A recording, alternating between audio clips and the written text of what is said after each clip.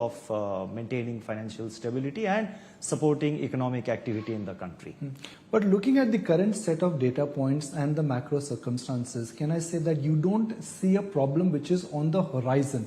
If there is an external shock, something unknown which we are not privy to right now, that could be an episodic issue. But looking at the data points and the permutation and the combination, you don't have a problem on the horizon per se.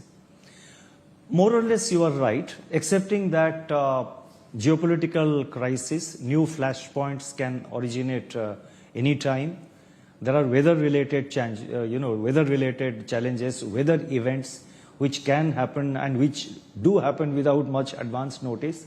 Excepting that, at a structural level, I don't see any major problem.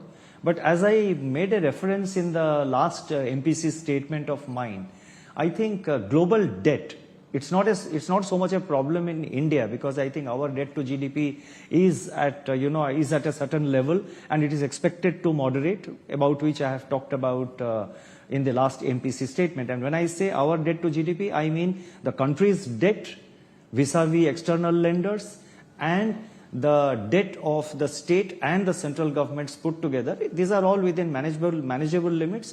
They are set to moderate in the coming years. But if you look at global public debt in some of the advanced economies, I think with their large fiscal deficits and with their large percentage of borrowing, with their large percentage of debt to GDP ratios, and if this continues, it can pose pose bigger challenges, particularly to the emerging market economies. But that is not something which will affect India immediately. And also, I think among all emerging market economies, India is much, I am repeating the word much consciously, I think India is much better prepared to deal with such challenges. Governor, the Reserve Bank of India was clearly